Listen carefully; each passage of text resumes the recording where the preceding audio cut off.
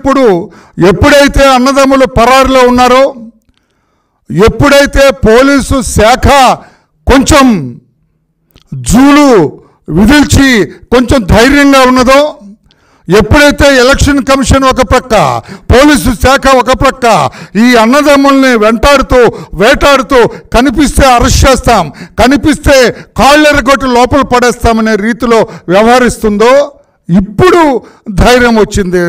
ఒక్కొక్కరు బాధితులు ఎవరైతే వారికి భయపడి పరారయ్యారో, ఎవరైతే వాళ్ళకి భయపడి ప్రాణాలు అరచేత పట్టుకొని వెళ్ళిపోయారు ఇతర ప్రాంతాలకు, వాళ్ళందరూ కూడా ఒక్కరొక్కరే వస్తూ ఉన్నారు. ధైర్యాన్ని కూడగట్టుకొని వస్తూ ఉన్నారు. ఇక ఏం పర్వాలేదు, వాళ్ళ ఆటలు సాగవు, వాళ్ళ కోరలు పీకేశారు అని ధైర్యాన్ని తెచ్చుకొని ముందుకొచ్చారు. అందులో భాగమే ఇక్కడ ఒక బాధితుడు ఉన్నాడు. ఆ బాధితుడిని ఏ రకంగా ఇబ్బంది పెట్టారో అతని మాటల్లోనే వినాలని అతన్ని ఇక్కడికి రప్పించడం జరిగింది. అతను ఇక్కడికి వచ్చాడు. మీరు అతని మాటల్లోనే వినాలని తెలియజేస్తూ, తమ్ముడు నీ పేరేంటి? నోముల మాణిక్యరావు సార్. నోముల మాణిక్యాలరావు. నీకు భార్య బిడ్డలు ఉన్నారా? ఉన్నారు సార్. ఎంతమంది పిల్లలు? 2 మగపిల్లలు సార్. భార్య 2 మగపిల్లలు ఉన్నారు. నా భార్య పేరు నోముల ఎల్లేశ్వరి, పిల్లల పేరు నోముల చందు, నోముల సాల్మన్ రాజు. వాళ్ళని పిల్లలు చదువుకుంటున్నారా? చదువుకుంటున్నారు సార్. ఓకే. మీ క్యాస్ట్ ఏంటి? అంటే అడగకూడదు, క్యాస్ట్ తప్పదు. మరి మీ క్యాస్ట్ ఏంటి? SC Madiga sir. SC Madiga. Okay. నీ పిల్లలు ఏం చదువుతున్నారు? మా పెద్ద బాబుది గ్రాడ్యుయేషన్ అయిపోయింది, డిగ్రీ అయిపోయింది. చిన్న బాబు ప్రజెంట్ డిగ్రీ చదువుతున్నాడు సార్. గుడ్ చదువుకున్నారు. ఒక ఎస్సీ మాదిగ కుటుంబం అనేది. మీకేంటి ఏమన్నా రాజకీయ సంబంధం ఉందా? మీకేమన్నా రాజకీయ సంబంధం అంటే నాకు టీడీపీకి నేను కార్యకర్తగా అభిమానిగా ఉన్నాను సార్. నాకు చంద్రబాబు నాయుడు గారు అంటే ఇష్టం. అది తెలుగుదేశం పార్టీ, చంద్రబాబు గారు అంటే ఇష్టం. తెలుగుదేశం పార్టీ అభిమానిగా ఉన్నావు. అవును సార్. ఓకే. ఆ రోజున ఆ ఊళ్ళో అంటే నువ్వు ఎలా పోలింగ్ ఏజెంట్వా? పోలింగ్ ఏజెంట్ కూర్చున్నాను సార్. ఏ ఊరు మీది? కండ్లకుంట విలేజ్, పిన్నెల్లి రామకృష్ణారెడ్డి ఎమ్మెల్యే గారు ఎవరైతే ఉన్నారో ఆయన సొంత గ్రామమే నా గ్రామం కూడా. ఓ, ఆ ఊరే నీది కూడా? అవును సార్. పిన్నెల్లి రామకృష్ణారెడ్డి వాళ్ళ తమ్ముడు పేరు వెంకటరామరెడ్డి. పిన్నెల్లి వెంకటరామరెడ్డి ఊరు కళ్ళగుంటే. వాళ్ళ ఊరు నా ఊరు ఒకటి. నువ్వు అదే ఊరు? అదే ఊరు. వాళ్ళు రెడ్డి గారు, నువ్వు మాదిగా. అంతేనా? నువ్వు బాగా తెలుసు వాళ్ళకైతే? బాగా వెల్ నోన్ పర్సన్. సరే, నువ్వు ఆ రోజు పోలింగ్ ఏజెంట్గా కూర్చున్నావు అక్కడ. ఆ బూత్ నంబర్ ఏమైనా గుర్తుందా? గుర్తుంది సార్. 114 పోలింగ్ బూత్ కండ్లగుంట విలేజ్లో 114 బూత్లో నువ్వు కూర్చున్నాను. కూర్చున్న తర్వాత ఏం జరిగిందో నేను అడగను, నీ మాటల్లో చెప్పు. పాత్రికేయులకి, రాష్ట్ర ప్రజలు చాలామంది చూస్తున్నారు, వాళ్ళందరూ కూడా అసలు ఏం జరిగిందో నువ్వు చెప్పునానా? Okay sir. మొట్టమొదటిగా రాష్ట్ర ప్రజలందరికీ నా నమస్కారాలు తెలియజేస్తున్నానండి. నేను కండ్లకుంట విలేజ్లో టీడీపీ అభిమానిగా ఉండటమే నేరమన్నట్టు నాకు ఇష్టం వచ్చిన డాక్టర్ బాబాసాహెబ్ అంబేద్కర్ గారు రచించిన రాజ్యాంగం కల్పించిన స్వేచ్ఛను వినియోగించుకుంటూ ఉన్నత చదువులు చదువుకొని టీడీపీ అభిమానిగా ఉండి నేను అక్కడ ఆ పార్టీకి ఏజెంట్గా కూర్చోవడం జరిగింది. అయితే ఇక నేను నేరుగా జరిగిన విషయం చెప్తాను. ఏజెంట్గా కూర్చుంటే పిన్నెల్లి వెంకటరామరెడ్డి గారు, ఎమ్మెల్యే రామకృష్ణారెడ్డి తమ్ముడు, డైరెక్ట్గా పోలింగ్ బూత్లో నేను కూర్చున్న 114 పోలింగ్ బూత్లోకి వచ్చి, ఎరా మాదిగ నా కొడక, నీకు మాకు వ్యతిరేకంగా నువ్వు పోలింగ్ బూత్లో ఏజెంట్గా కూర్చునేంత ధైర్యమారా నీకు? ఎన్ని గుండెలరా నీకు? నియోజకవర్గం ఏమంటే గడగడ వణికిపోతుంది, ఎంత ధైర్యం రా నీకు అని చెప్పి నానా దుర్భాషలాడాడు. ఆ ఆడే క్రమంలో ఇంకో అతను పక్కనే వచ్చి, ఆయన 300 మంది వచ్చాడు, బయట మొత్తం మంది మార్బలం ఉన్నారు ఆయుధాలతోటి. అలాగే అతనెమ్మటి లోపల బూత్లోకి 6 వ్యక్తులు వచ్చారు. ఆ 6 వ్యక్తుల్లో ప్రధానంగా దేశిరెడ్డి నాసరెడ్డి అనే ఒకడు నన్ను, అరే నా కొడక, నిన్నే అనేది వినిపిస్తుందా నీకు? అర్థమవుతుందా? ఈరోజు సాయంత్రం 5 గంటల లోపు నీ డెడ్ బాడీ ఉంటుంది, నీకే ఇక నువ్వు పోలింగ్ బూత్ వదిలిపెట్టి వెళ్ళే ప్రసక్తే లేదు, నీ శవమే వెళ్ళొద్ది, 5 గంటల లోపు నిన్ను చంపి ఏట్లో పడేస్తాను నా కొడక అని చెప్పి నానా భాషలు తిట్టారు. నేను ప్రశ్నించాను, ఏం భయపడలేదు, ఎందుకంటే నాకున్న స్వేచ్ఛనే కదా, నేను ఏం తప్పు చేశాను, ఎందుకు నన్ను ఇట్లా మీరు నన్ను దుర్భాషలు ఆడుతున్నారు, బెదిరిస్తున్నారు అని అంటే, అప్పుడు ఎరా నా కొడక, ఇక్కడ మా ఊర్లో ఎన్ని గుండెలు నీకు అని చెప్పి మళ్ళా వెంకటరామరెడ్డి షర్టు పట్టి లాగి ఈడ్చే ప్రయత్నం చేశాడు. నేను మళ్ళీ వెంటనే విదిలించుకొని ఎమ్మటే అక్కడ కూర్చొని తర్వాత అక్కడ వెబ్కాస్టింగ్ జరుగుతుంది, సమస్యాత్మకమైన ప్లేసుల్లో వెబ్కాస్టింగ్ జరుగుతుంది. అక్కడ నా ఆవేదన చెప్దాం, పోలింగ్ అధికారులు వింటారు, తర్వాత వీడియో ఫుటేజ్ తెలిసిపోతుందని చెప్పేసి కెమెరా దగ్గరికి వెళ్తే అక్కడ ఫస్ట్ నుంచి పవర్ లేదు, వెబ్కాస్టింగ్ పనిచేయట్లేదు. పోలింగ్ అధికారులు నేను అడిగాను, సార్ ఇక్కడ పనిచేయట్లేదు, నాకు ఇట్లా సమస్య ఉంది అని అంటే ఏం చేయలేక నిశ్చేష్టులు అయిపోయి మేమేం చేయలేం బాబు, అక్కడ వాళ్ళని ఎదిరించలేము, దయచేసి మమ్మల్ని మీరు ఏం అనొద్దని చెప్పేసి అక్కడ పోలింగ్ అధికారి పిఓ గారు, ఏపీఓ గారు, అక్కడున్న సిబ్బంది కూడా ఏం చేయలేని నిస్సహాయ పరిస్థితి. సో తర్వాత నేను అట్లా బెదిరించి అంత చేసిన తర్వాత నా కొడుకని ఎంత చూస్తామని చెప్పేసి మరలా నా కుటుంబం దగ్గరికి వెళ్ళారు. కొట్టారు సార్. బయటికి తెచ్చిన తర్వాత వాళ్ళు ఏమన్నా ఆయుధాలు ఏమన్నా వాళ్ళ చేతులు దాంతో కొట్టారా? వాళ్ళు ఆయుధాలు అంటే రాడ్లు, కర్రలు ఉన్నాయి సార్. మిగతా మారణ ఆయుధాలు కూడా గోడ పక్కన ఉన్నాయి. ఫిజికల్గా ఎలిమినేట్ చేస్తామని చెప్పేసి వాళ్ళు ఫస్ట్లోనే కొట్టారా? ఒంటి మీద కొట్టారా? మరి దెబ్బలు తగల? దెబ్బలు భయంకరంగా కమిలిపోయినాయి సార్ అన్ని కూడా. నేను తర్వాత ట్రీట్మెంట్ రాడ్తో కొడితే కమిలిపోయినాయి. అవును సార్, కాళ్ళకి, చేతులకి, వెన్నీపు మీద చంపాలనే కొట్టారు. నేను చంపాలని సార్. Okay okay. తర్వాత ఏమని చెప్పు? తీవ్రంగా కొట్టిన తర్వాత సరే రే మళ్ళీ వస్తామని సంగతి తేలుస్తామని చెప్పేసి మరలా నా ఇంటికి వెళ్ళారండి. నా భార్య పిల్లలు ఉన్నారు అక్కడ. నా భార్య పిల్లల దగ్గర డైరెక్ట్గా పిన్నెల వెంకటరామిరెడ్డి డైరెక్ట్గా వెళ్ళిపోయి, రే ఎవడరా నోముల మాణిక్యరావు గారి భార్య పిల్లలు అని అంటే అక్కడ ఉన్న వాళ్ళకి వీళ్ళే అని చెప్పారు. చెప్పినప్పుడు నా భార్య భయంతో అయ్యా ఏంటయ్యా అని దగ్గరికి వెళ్తే నా పిల్లలు కూడా ఏమ్మా ఎవరు ఇంతే అన్నాడంట. ఏమ్మా ఎవరిని పిల్లలు అని గట్టిగా అడిగితే అయ్యా నా పిల్లలు ఏం చేశారు, ఏం జరిగిందయ్యా అని చెప్పేసి అడుగుతూ ఉంటే మా పెద్ద బాబుని ఎరా నా కొడక మీ నాన్నకి మాకు వ్యతిరేకంగా ఏజెంట్గా కూర్చునేంత ధైర్యం ఎక్కడి నుంచి వచ్చిందిరా, ఎన్ని గుండెలరా నీకు అని చెప్పేసి తిట్టాడంట. మాట్లాడుతుంటే మా బాబుకి ఫోన్ వచ్చింది. ఫోన్ వస్తే వాళ్ళ ఫ్రెండ్ ఫోన్ చేశాడంట, నా పెద్ద కొడుకు చందు. ఆ ఫోన్ తీస్తూ ఉంటే ఒక్కసారికి ఏం మాట్లాడకుండా ఆవేశంతో ఊగిపోతూ ఇక్కడ కడుపు కింద పొత్తి కడుపులో గట్టిగా తన్నాడండి నా కొడుకుని. తన్నినప్పుడు విడవెల్లాడుతూ కుప్పకూలిపోయాడు అక్కడే. పిన్నెల వెంకటరామరెడ్డి సార్. వెంకటరామరెడ్డి తన్నగానే నా చిన్న కొడుకు చూసి అసలు ఏంటి ఇట్లా జరుగుతుంది, ఏం జరిగిందని చెప్పేసి తన అన్నను కొడుతుంటే నా రెండో కొడుకు ఏ అని చెప్పేసి అరిచాడంట. ఒక్కసారిగా అతను పక్కన వెనకనున్న అనుచరులు మొత్తం కూడా ఏ అని ఒకేసారి ఏ అంటావురా నువ్వు అని చెప్పేసి అందరు కలిసి ఒక్కసారిగా దాడి చేశారు దుర్మార్గంగా. మొత్తం దాడి చేసి తన్నుతూ గుద్దుతూ ఆ రాడ్లతో కర్రలతో కొడతా ఉంటే ఒక్కసారి డిఫెండ్ చేసుకునే ప్రయత్నంలో ఇట్లా కుప్పగొలిపోయి కూర్చున్నాడంట. నా భార్య బోర్ను ఏడ్చుకుంటూ అయ్యా నా బిడ్డలను కొట్టొద్దని ఇట్లా అడ్డుపడి నా భార్య వాళ్ళని కప్పే ప్రయత్నం చేస్తే నా భార్యను కూడా కొట్టారు. తనకి గొంతు కింద గాయాలు కూడా అయ్యాయి. తీవ్రంగా కొట్టి నా పెద్ద కొడుకుని వెంటాడారు.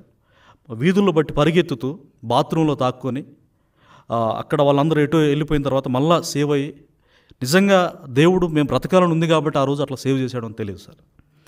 అప్పుడు ఆ పారిపోయిన తర్వాత దాక్కొని వాళ్ళు వెళ్ళిపోయిన తర్వాత మళ్ళా కొడుతున్నప్పుడు రైట్ అవును సార్, కొడుతున్నప్పుడు అక్కడ కొంతమంది టీం ఉన్నారు సార్ అక్కడ బూత్ దగ్గర. అక్కడ టీము నా భార్య పిల్లలు కొడుతున్నప్పుడు నేను లైవ్లో చూడడానికి వీడియో వాళ్ళ అనుచరులే, వాళ్ళ ఫోనే. ఒక ఫోన్ ఏమో దేశిరెడ్డి నాసరెడ్డి అనేవాడిది, ఇంకో ఫోన్ ఎవరిదో నాకు పేరు తెలియదు. అక్కడ నుంచి ఫోన్ చేస్తూ కొట్టే విజువల్ నాకు చూశారు. ఒక్కసారిగా చూశాను సార్, వీడియో చూశాను, వీడియో కాల్లో వాళ్ళే నీ భార్య బిడ్డల్ని కొట్టడం వీడియోలో నీకు చూపించారు. చూశాను. ఎంత దారుణమయ్యా. చూసినప్పుడు ఇంకా అసలు నాకు అంత జరిగిన నేను చావుకు తెగించి నేను కూర్చున్నాను సార్. ఎందుకంటే స్వేచ్ఛ కావాలి అక్కడ. ఆ అరాచకం పోవాలని, ఒక మంచి జరగాలని కూర్చుంటే నా భార్య పిల్లలను చూసిన తర్వాత ప్రాణాలకు తెగించి కూర్చున్నా పాపం. అవును సార్, గుండె పగిలిపోయి ఇంకా అసలు నేను చచ్చిపోతే బాగుండు, వాళ్ళు ఏ పాపం ఇరుకుని వాళ్ళు ఇట్లా చేస్తున్నారేంటని నాకేం అర్థం కాక ఇంకా గుండె పగిలి నిశ్చేష్టునైపోయి ఇక ఏదైతే అదైందని చెప్పేసి అక్కడ నేను భావోద్వేగంతో కేకలేసాను. ఎందుకు ఇట్లా చేస్తున్నారు, ఏం చేస్తున్నారు అని చెప్పేసి నేను అక్కడ చాలా బోర్న ఒక రకంగా ఇంకా అది భాషతో నాకు ఏ భాష రాదు సార్ అంత ఆ బాధను వర్ణించడానికి. అంత జరిగింది సార్. అక్కడ ఆ దాడి చేసిన తర్వాత మళ్ళీ వచ్చారు నా దగ్గరికి. వాళ్ళంతా తిరిగి నీ దగ్గరకు వచ్చారు సార్. అప్పుడు మా అన్నయ్యలు, మా అన్నయ్య పిల్లలు, మా వదిన వాళ్ళు మొత్తం వాము వాయు ఇంకా మీ తమ్ముడి శవం వచ్చేది, వాళ్ళు రారు, ఎందుకు కూర్చున్నాడని చెప్పి బోర్ను విలపిస్తూ ఇక వీళ్ళని సేవ్ చేద్దామనే ప్రయత్నంలో ఇంట్లో పెట్టి తలుపేశారు. నీ భార్య బిడ్డ వదిలేసి మళ్ళీ వాళ్ళని కొట్టడానికి ఈడ్చుకొస్తా ఉంటే పిన్నెల వెంకటరామరెడ్డి కాళ్ళు పట్టుకుంది మా వదిన, మా పెద్దదిన. కాళ్ళు పట్టుకుంది. అయ్యా ఏం చేశారు పిల్లలు, ఏం చేశారయ్యా, మా మరిది కూర్చుంటే కూర్చున్నారు, ఆయన మీద ఏమైనా చేసుకోండి. పసిబిడ్డలు ఏం చేశారా అని చెప్పేసి కాళ్ళు పట్టుకుంటే ఆమెను కూడా లాగి పడేశారు. అయ్యో. ఇంత భయానికి నా జీవితంలో నేను ఎప్పుడు చూడలేదు సార్. ఏ గ్రామంలో, భారతదేశంలో చదువుకుని ఏ పుస్తకాలు చదవలేదు, ఏ సినిమాలో చూడలేదు. విక్రమార్కుడు అనే సినిమా చూసాం. ఆ సినిమాలో చంబల్లోయ అనేది చాలా భయానకంగా ఉంటుంది. 1000 గ్రామాలు చంబల్లోయ కలిస్తే మా కండ్లకుంట గ్రామం. ఈ కంప్యూటర్ యుగంలో 2024 ఏంటంటే 1000 చంబల్లోయ గ్రామాలు కలిస్తే మా కండ్లకుంట గ్రామం అంత భయంకరంగా ఉన్నదా? అంత భయంకరంగా ఉంటుంది సార్. అది బయటికి రాకుండా దాన్ని అట్లా హైడ్ చేసేసి వాళ్ళు పాలన కొనసాగిస్తూ ఉన్నారు. అక్కడ పోలీసులు లేరా మాణిక్యాలరావు? అక్కడ పోలీసులు ఉన్నారు సార్. పోలీసులు ఉండి, ఎవరున్నారు పోలీసులు అక్కడ? సెంట్రల్ BSF పోలీసులు, CRPF ఉన్నారు సార్. చాలా లిటిల్ బిట్ తక్కువ, అంత సమస్యాత్మకమైన అక్కడ పై అధికారి ఎవరు లేరా? CA కానీ DSP గారు ఒకరు ఉన్నారు సార్. ఎవరు? ట్రైనీ DSP, ఆయన పేరు జగదీష్ గారు. జగదీష్ అనే ట్రైనీ DSP ఉన్నారు. ఆయన ఏం చేయాలి? నీ రెస్క్యూకి నిన్ను కాపాడలేదా? ఇప్పుడు ఆయన దగ్గర వెపన్ కూడా ఏం లేదు సార్. సార్ ఇంత భయానకంగా చూడండి మీరు ఒకసారి ఎట్లా ఉందో. నన్ను చంపేస్తున్నారండి సార్. నన్ను మాత్రమే కాదు, నా భార్య పిల్లలను కూడా చంపేస్తున్నారు సార్. ఇప్పుడే నాకు వీడియో కాల్ కూడా చూపించారు. Please help me, please save me, please save my family అని చెప్పేసి ఆయన వేడుకోవడం జరిగింది సార్. ఆయన ఏమంటారంటే ఫస్ట్ అంతగా స్పందించలేదు. 6 వరకు మేము ఉంటాం, నీకేం కాకుండా మేము చూసుకుంటాం. 6 చాలా కూల్గా చెప్పారు. సార్ మీరు అట్లా చెప్పకండి, చాలా థ్రెడల్లో ఉంది నా ప్రాణం. సరే నేను పోయా, నా భార్య పిల్ల కూడా వాళ్ళ మీద ఆ విజువల్ చూసిన తర్వాత నా ఊపిరంతా వాళ్ళ మీద కొట్టగలాడుతుంది సార్. ఎందుకంటే ఒక బిడ్డల్ని ఎంత గారాభంగా పెంచుకొని, అల్లారు ముద్దుగా పెంచుకొని, నేనేమైపోయినా పర్లేదు, నా బిడ్డలు బాగుంటే చాలని కోరుకున్నాను సార్. ఏ తండ్రిని అదే కోరుకుంటారు కదా సార్. సో అసలు ఏ పాపం చేశారండి పిన్నెల్లి వెంకట్రామరెడ్డికి? నా కుటుంబం మీద, నా బిడ్డల మీద అంత కక్ష ఏంటి? ఏ పాపం తెలియదు. నేను కూడా నిజానికి ఏ పాపం చేయలేదు సార్. స్వేచ్ఛని, స్వాతంత్రాన్ని నాకు భారత రాజ్యాంగం కల్పించిన దాన్ని నేను వినియోగించుకుంటే అట్లా ఉండకూడదురా, మీరు బానిసలుగా ఉండాలి, చంపేస్తాం, లేపేస్తాం, అలిపేస్తాం అంటూ అక్కడ దాదాపు 20 సంవత్సరాల నుంచి అరాచకం చేస్తున్నారు సార్. తర్వాత ఏమైంది? వాళ్ళు తిరిగి మళ్ళీ నీ దగ్గరకు వచ్చారు, మళ్ళీ నేను కొట్టడానికి వచ్చారు. మళ్ళీ కొట్టడానికి వచ్చారు సార్. మళ్ళీ కొట్టడానికి వచ్చి బూత్ లోపలికి వచ్చారా? మళ్ళీ బూత్ లోపలికి వచ్చారు సార్. ఈ పీఓలు వీళ్ళు ఎవరు అడ్డగించట్లేదా? పోలీసులు వాళ్ళకి అడ్డ చెప్పటం ఏం లేదు సార్. నా ఫోన్ ఆల్రెడీ లోపలికి తీసుకురాకూడదు కాబట్టి బయటనే ఉండిపోయింది. అక్కడ PO గారిని వాళ్ళని ఫోన్ అడిగాను. మేము ఇవ్వకూడదండి, మమ్మల్ని ఏమైనా చేస్తారు వాళ్ళకి భయపడ్డారు వీళ్ళు కూడా. అవును సార్, అధికారులంతా వాళ్ళకి భయపడ్డారు. అవును సార్. వెబ్ కాస్టింగ్ ఉంది, పవర్ లేదు, మీరు రెస్పాన్సిబిలిటీ అధికారులు కదా, మరి ఇక్కడ పవర్ ఇక్కడ నేను వెబ్ కాస్టింగ్ దగ్గరైనా నా బాధ చెప్పుకోవాలి అని చెప్పేసి అడిగితే వస్తుందండి, మేమేం చేస్తామని భయంతో వాళ్ళని ఆపలేదు. వెంకటరామరెడ్డి గారు పోండి బయటకు అనలేదు, ఆపలేదు సార్. వాళ్ళు భయంతో ఇంకా అంతే కుర్చీలకు నిశ్చేష్టులే కూర్చున్నారు సార్. అసలు ఎప్పుడు నా జీవితంలో ఒకవేళ ఇంత దాడి జరుగుద్ది అనుకుంటే నా భార్య బిడ్డలు అసలు అక్కడ ఆ ఊర్లో కూడా మరి పోలీసులు అక్కడ ఉన్నవాళ్ళు, గేట్లో ఉన్నవాళ్ళు ఆపలేదా? ఆయుధాలతో లోపలికి వస్తారు. ఆపలేదు సరికదా, నాపై జాలి చూపించు వాళ్ళు కూడా నిశ్చేష్లై ప్రేక్షక పాత్ర చూస్తున్నారు. అప్పటికి అడిగాను, సార్ మీరు ఏంటి ఇలాగ చూస్తున్నారు BSF వాళ్ళని అడిగితే మా పై అధికారి ఆదేశించకుండా మేమేం చేయలేమని చెప్పారు సార్ హిందీలో వాళ్ళు. అప్పుడు ఏం అర్థం కాక ఇంకా DSP గారిని నేను ఎంతో వేడుకున్నా, సార్ నేను కూడా చదువుకున్నాను సార్, మన ప్రజాస్వామ్యంలో ఉన్నాం, మీరు కూడా చదువుకొని ఈ స్థాయికి వచ్చారు, మీరు ట్రైనీగా ఉన్నారు, యంగ్ అండ్ డైనమిక్, మీరు మమ్మల్ని సేవ్ చేయకపోతే ఎట్లా సార్ అని అంటే చివరికి ఆయన కొంత రియలైజ్ అయ్యి మానవ దృక్పథంతో స్పందించడం జరిగింది సార్. ఏం చేశారు అప్పుడు? ఇక ఆయనతో మాట్లాడుతూ ఉంటేనే మరలా వెంకటరామరెడ్డి నా మీదకి గుంపును వేసుకొని వస్తా ఉన్నాడు. మళ్ళీ పోలీస్ DSP ఉండగానే DSP ఒక్కసారి చేయి పెట్టి అట్లా ఆపండి, మీరు ఆగండి అని చెప్పేసి, అంటే జస్ట్ చేశారు. వాళ్ళ దగ్గర ఆయుధాలు ఉన్నాయి, DSP చూశాడు ఆయుధాలు ఉన్నట్టు ఉన్నాయి, వాళ్ళు చూశారు. కర్రలో రాడ్లు ఉన్నట్టు చూశాడు సార్. నేను చెప్పిన మాట కూడా ఆయన ధృవీకరించుకొని, మీరు చెప్పిన దానికంటే ఇక్కడ వాతావరణం చాలా భయానకంగా ఉందండి, ఇంత ఫ్యాక్షన్ గ్రామం అని నాకు కూడా తెలియదు, ఇక్కడేమో పోలీస్ ప్రొటెక్షన్ లేదని చెప్పి ఆయన అప్పటికప్పుడు వెంటనే నా సిచ్యువేషన్ చూసి 4 కానిస్టేబుల్స్ ఉంటే ఇతన్ని కొంచెం చుట్టూ ఉండండి, ఇప్పుడు ఇతన్ని చంపబోతున్నారని చెప్పారు సార్. అయితే వాళ్ళు 4 కూడా రౌండ్ అప్ చేయడానికి భయపడ్డారు. అంతమంది 100 మంది ఉన్నారు కదా సార్, కిరాయి మూకలు 300 మంది సుమారుగా అప్రాక్సిమేట్గా. వాళ్ళు కూడా భయంతో ఒక పక్కన ఉన్నారు. నువ్వు అక్కడి నుంచి వెళ్ళు, మాకు సరెండర్ చేసి వెళ్ళిపోని డైరెక్ట్గా నా ముందు ఉన్నాడు వెంకటరామరెడ్డి. DSPని వెళ్ళిపోమన్నారు. అవును, నా జాబ్ వద్దండి మీరు అట్లా అనొద్దని చెప్పేసి ఆయన రిక్వెస్ట్ చేసుకుంటున్నాడు. DSP వాళ్ళని రిక్వెస్ట్ చేస్తున్నాడు. నేను వెంకటరామరెడ్డి. ఆయన భయపడ్డా? DSP గారు కూడా భయపడ్డాడు సార్. మరి అంత భయం ఆయనకి ఏం అధికారం ఉందో, అసలు ఆయన ఏంటో ఒక రకంగా కిమ్మును కూడా మంచి అనిపిస్తారేమో అనిపిస్తుంది సార్ నాకు ఆ సిచ్యువేషన్ చూసిన తర్వాత. వీళ్ళ అన్నదమ్ములను చూస్తే అవును సార్, వీళ్ళ అన్నదమ్ముల కంటే కిమ్మే బెటర్ అంటావా? బెటర్ అని నా ఒపీనియన్ సార్. అసలు అయినా ఏం శత్రుత్వం ఉంది సార్, ఏం చేసామని మమ్మల్ని ఎందుకు ఇట్లా చేస్తున్నారు అనేది ఇప్పటికీ అంతుపట్టిన ప్రశ్న. తర్వాత ఏమైంది? తర్వాత ఇంక నన్ను పోలీసులు గొట్టిపాలు అనే గ్రామం నుంచి ఒక 6-7 మెంబర్స్ సార్ పోలీసుల్ని ఆయన డిఎస్పీ గారు ఫోన్ చేసి ఇక్కడ చాలా సంక్లిష్టంగా ఉంది పరిస్థితి, అక్కడి నుంచి రమ్మని చెప్పేసి ఆయన పోలీసులకి ఫోన్ చేశారు నా ముందే. అప్పుడు వచ్చారు సార్ వాళ్ళు వచ్చి కొంత అక్కడ చాలా మంది గుమిగూడారు, ఎందుకు ఉన్నారు ఇక్కడ గుమిగూడారు అని చెప్పేసి అప్పుడు వచ్చిన సెంట్రల్ పోలీసులు అడిగారు.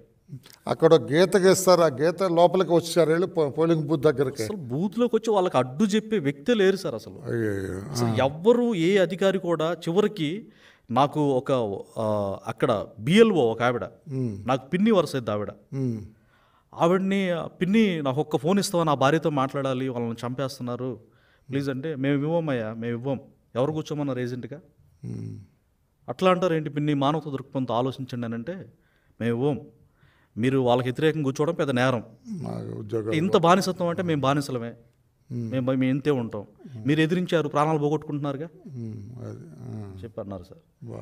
ఇంకా అంటే నాకు ఆత్మగౌరవం ముందు అంటే ఆత్మగౌరవం చంపుకొని బ్రతికి కంటే చచ్చిపోవడం మేలు అనేది చిన్నప్పుడు అనిపించింది. అవును సార్, అంత దారుణంగా చంపేంత కక్ష ఏం నేను చేశానని చెప్పేసి వాళ్ళకు కూర్చోవటం తప్ప నువ్వు చేసిన తప్పే ఏం తప్పులేదు సార్. అది కూడా ఏకపక్షంగా రిగ్గింగ్ జరుపుకునేటువంటి ఆ సిచ్యువేషన్ చూడలేక, ఈ అరాచక పాలన ఇంతకాలం భరించలేక, ఒక మంచి పరిపాలన రావాలి, మాచర్ల బాగుండాలి, ఇప్పట్లాగా బాబు గారి రూలింగ్లో ఎంత అద్భుతంగా ఉంది సార్. అది నాకంతకే ఆయన అంటే ఇష్టం బాగా, లా అండ్ ఆర్డర్ బాగుంటుంది, ఆయన రాజ్యాంగ వ్యవస్థను ఎంత గౌరవిస్తారు ఇవన్నీ చూసి ఆయన వస్తే మళ్ళా చక్కగా అందరూ బాగుంటారు అనేది నేను కోరుకున్నాను. అందులో భాగంగానే కోరుకున్నాను తప్పితే వ్యక్తిగతంగా వాళ్ళ మీద నాకు ఏం కక్ష ఉంటుంది సార్. వాళ్ళు 1000 కోట్లకు అధిపతి కావచ్చు, నేను ఒక కామన్ మ్యాన్ని, అది ఒక దళితుణ్ణి. తర్వాత ఏమైంది అది చెప్పు.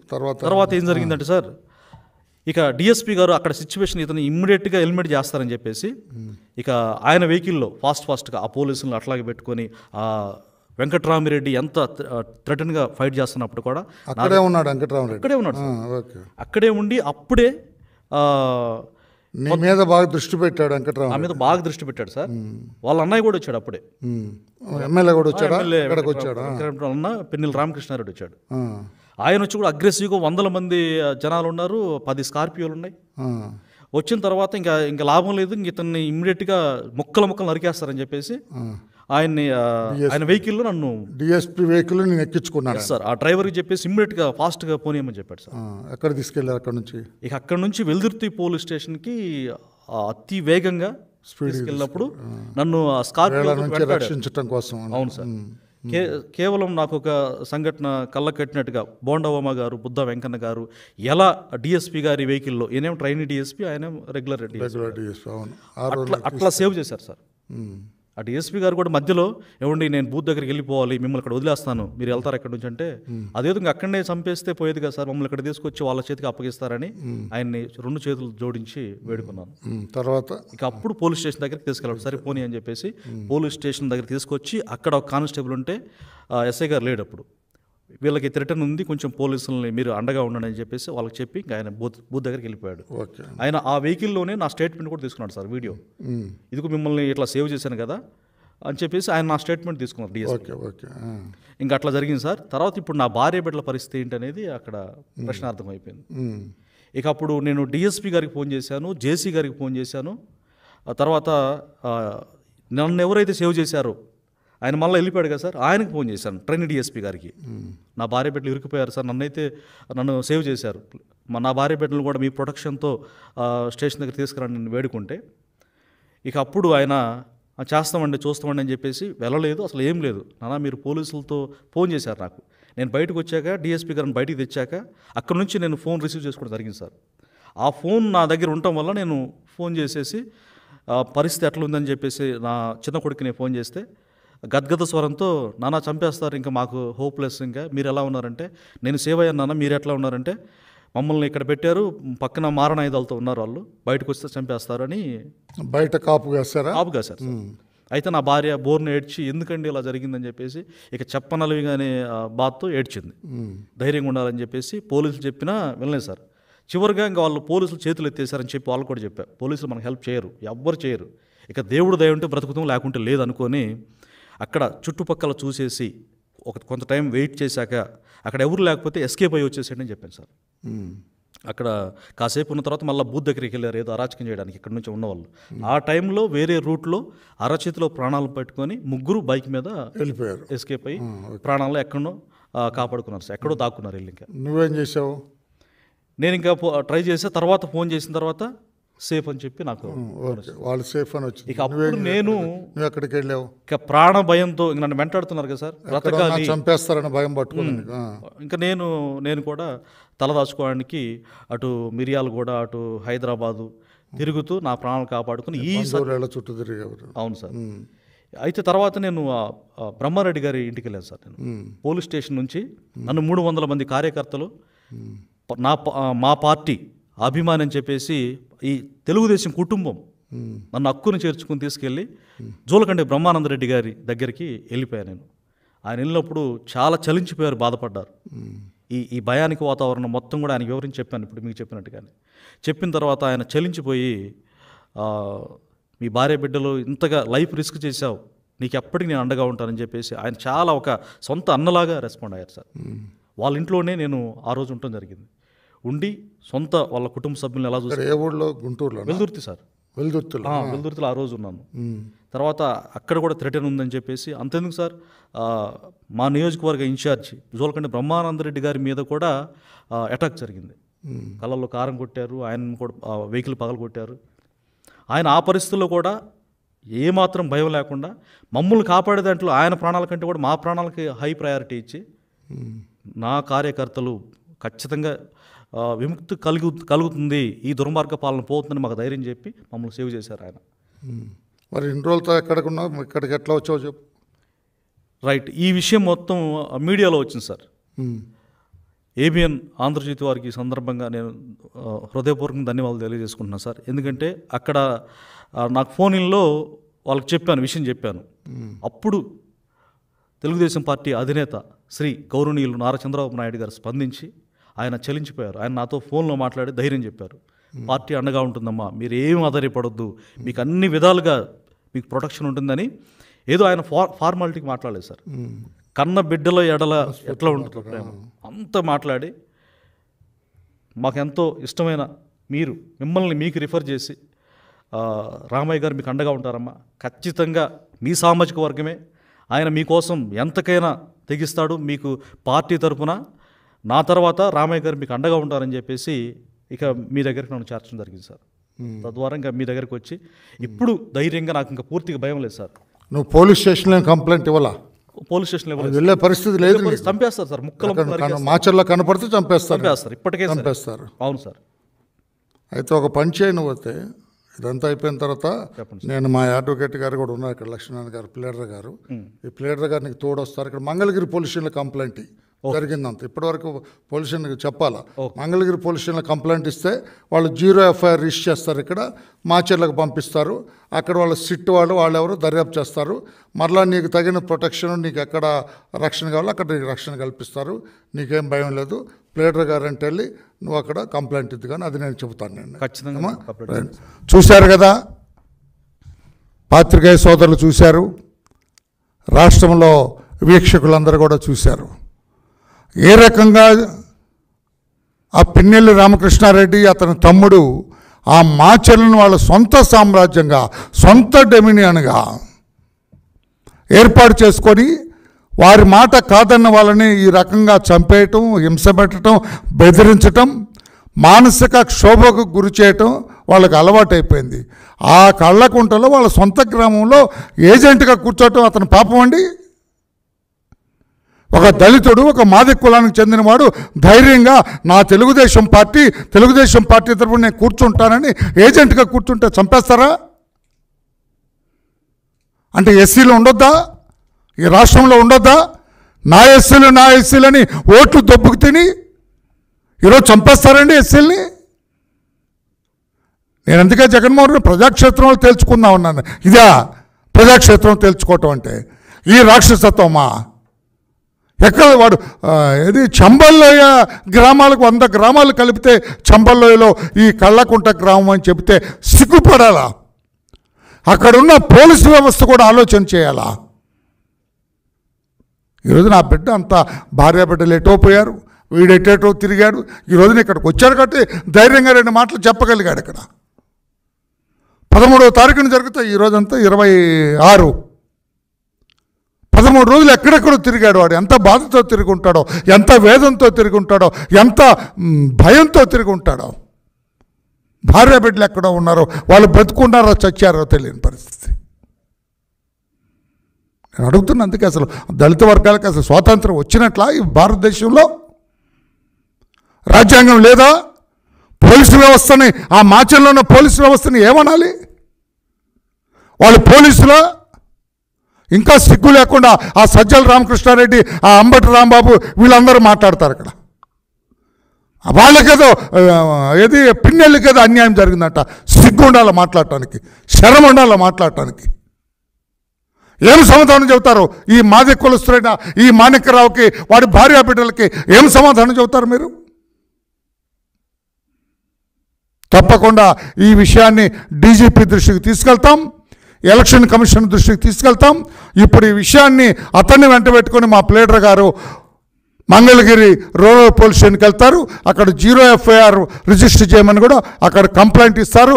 తప్పకుండా ఇతన్ని చంపడానికి ప్రయత్నం చేసి, మానసిక క్షోభకు గురి చేసి, భార్య బిడ్డలను కొట్టి ఆ వీడియో చూపించడం ఏంటంటే ఏమి సంస్కృతి రా మీది, మీ దుంపల దాకా. నిజంగానే చంబల్లోయ ఆ దుర్మార్గుల కంటే మీరెక్కువలా కనపడుతున్నారు.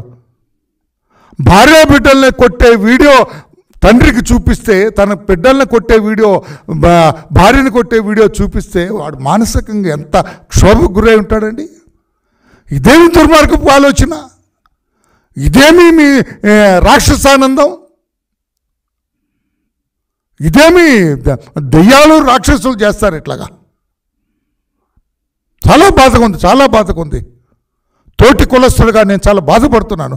వాడికి వదిలేస్తే మా చెల్లి వెళ్ళరా అంటే చంపేస్తారు. నీ భార్య బిడ్డలు ఎక్కడో ఉన్నారు సార్, నాకు టచ్లోకి రావట్లేదు వాళ్ళు. అందుకని నేను ఎలక్షన్ కమిషన్ అడుగుతున్నా, డీజీపీని అడుగుతున్నా, సిఎస్ చీఫ్ సెక్రటరీ గారిని అడుగుతున్నా, వాట్ ఈస్ దిస్? ఆంధ్రప్రదేశ్ రాష్ట్రంలో ఉన్నామా? ఏదైనా డిక్టటోరియల్ గవర్నమెంట్లో ఉన్నామా? ఏదైనా టెర్రరిస్ట్ గ్రామంలో ఉన్నామా?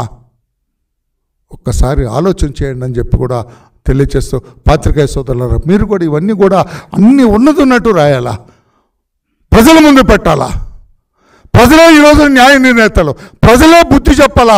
ఇటువంటి దుర్మార్గపు పాలకులకి ప్రజలే బుద్ధి చెప్పాలా, ప్రజలే చెప్పు తీసుకొని కొట్టాలా ఇటువంటి దుర్మార్గుల్ని. సారీ, నేటువంటి మాట నా నోట రాదు, కానీ తప్పదు. వాడి బాధ చూసిన తర్వాత ఎక్కడికి వెళ్తాడు వాడు? లక్కీగా చంద్రబాబు గారు అది గమనించాడు కాబట్టి, చంద్రబాబు గారు నాకు డైరెక్షన్ ఇచ్చారు కాబట్టి వచ్చాడు. వాడు ధైర్యంగా ఉన్నాడు. వాడు భోంచేయాలంటే భోంచేయాలి, నాకు ఎక్కదండి, నా పిల్లలు తిన్నారో లేదో నాకు తెలియదండి, నేను తినలేనండి అని చెప్పి భోంచేయలేదు వాడు. ఇంత దుర్మార్గం పనికిరాదు. మీరు దేవుడు కూడా ఉన్నాడయ్యా, దేవుడు ఉన్నాడు. దేవుడు ఏలో లోకం పోయినా కదా, ఇక్కడే శిక్ష చేస్తాడు దేవుడు. అది కూడా గమనించాలని చెప్పి కూడా ఈ దుర్మార్గపు పాలకులకి గుర్తు చేస్తూ, ఇది చెప్పాలని అతని మాటల్లో మీకు వినిపించాలనే మిమ్మల్ని ఆదివారం అయినా కూడా పాత్రికేయ సోదరులారా మిమ్మల్ని డిస్టర్బ్ చేయడం జరిగింది. Sorry for that. బట్ అతని ఆవేదన, అతను ఈ 13 రోజులుగా పడిన మనోవేదన, మానసిక క్షోభ, ఇదంతా కూడా రాష్ట్ర ప్రజలకు తెలియాలని చెప్పి కూడా తెలియజేస్తూ, తమ్ముడు నువ్వు అధైర్యపడొద్దు, నువ్వు ఒంటరి వాడివి కాదు, నీ కుటుంబం ఒంటరిది కాదు. చంద్రబాబు నాయుడు గారు, తెలుగుదేశం పార్టీ, వరలరామయ్య అని నేను కులవాడిని, నేను ధైర్యంగా చెబుతాను, నేను కులస్తుని, మేము తోడుగా ఉంటాం. నీ మీద ఈగ వాలకుండా చూస్తాం, ఆ రాక్షసుల చూపు నీ మీద పడకుండా చూస్తామని చెప్పి తెలియజేస్తూ, పోలీసు వ్యవస్థ కూడా మమ్మల్ని హుషార్, ప్లీజ్ టైట్ అవర్ బెల్ట్స్. మీ బెల్ట్ బిగించండి, లూజ్గా ఉన్నది 5 ఏళ్ళు మీ బెల్ట్, టైట్ చేయండి మీ బెల్ట్ని. ఇటువంటి జరగకుండా చూడండి అని చెప్పి కూడా పోలీసు వ్యవస్థకి విజ్ఞప్తి చేస్తున్నాం. ఎస్సీ కమిషన్ దగ్గర కూడా ఆ బిడ్డను తీసుకెళ్తాం. ఆ బిడ్డ బాధలన్నీ కూడా అక్కడ కూడా మొరపెట్టుకున్నట్టు చేస్తాం. పోలీస్ స్టేషన్ కూడా మా ప్లేడర్ గారు తీసుకెళ్తారు. ఇదంతా కూడా దయచేసి మన రాష్ట్రంలో మాచర్లలో జరుగుతున్నది పరిస్థితులు ఇవి. జగన్మోహన్ రెడ్డి గారి పరిపాలన 5 ఏళ్ళు ఎలా ఉంటుందంటే మచ్చుకి ఇది ఇతను నిదర్శనం అని చెప్పి కూడా తెలియజేస్తున్నాం. Thank you everybody. Any question on this you are at liberty to ask me. Sir,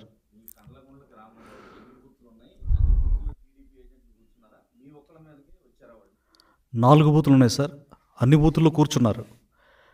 మధ్యలో వాళ్ళని చాలా హెరాస్మెంట్లు లాగేసి చాలా ఇబ్బంది పెట్టి వాళ్ళని కూడా థ్రెటన్ తోటి పిన్నెల్లి వెంకటరామిరెడ్డి అండ్ ఎమ్మెల్యే రామకృష్ణారెడ్డి ఇద్దరు కూడా భయానక వాతావరణం సృష్టించడంతో ఇంకొక సీరియస్గా దారుణంగా ఒక ఏజెంట్ వెంకటరెడ్డి, దుర్గంపూడి వెంకటరెడ్డి అనే నా కుటుంబం మీద దాడి తర్వాత దుర్గంపూడి వెంకటరెడ్డి కుటుంబం మీద దాడి చేశారు. 2 పిల్లల్ని చిత్తకొట్టారు. తల పగిలిపోయింది, రక్తసిక్తం అయిపోయింది. ఒక అబ్బాయి అయితే కోమాలకు పోయినని కూడా చెప్పారు. ఒక ఆడపిల్ల స్నానం చేస్తూ నా అన్నయ్యను కొడుతున్నాడని వస్తే ఆ ఆడబిడ్డను కూడా విచక్షణ రహితంగా కొట్టి అక్కడే, చెప్పొచ్చు లేదు నాకు తెలియదు, నగ్నంగా అక్కడే పడుకోబెట్టారు. ఒక బాబునైతే కాలువలు పడేసి తొక్కారు.